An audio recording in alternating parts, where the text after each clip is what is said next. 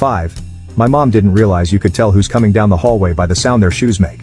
Same with dogs and their nails on the tile. 6. Had a teacher with deaf parents and we asked him something similar to this. He had to explain to them, when he was a grown adult, that farting in public was rude.